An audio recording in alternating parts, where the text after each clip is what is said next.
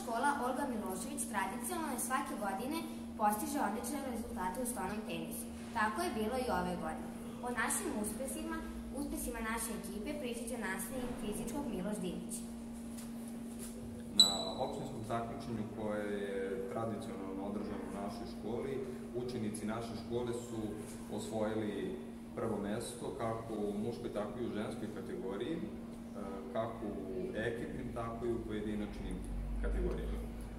Nakon toga usledilo je okružno takmičenje koje je održano u Smederevu i tamo su učenici naše škole osvojili treće mesto i u ekipnim i u pojedinačnim konkurencijama.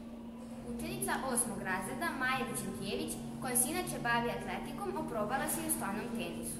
Više o ovom takmičenju reći će vam ona. Maja, reci nam svoje utiske.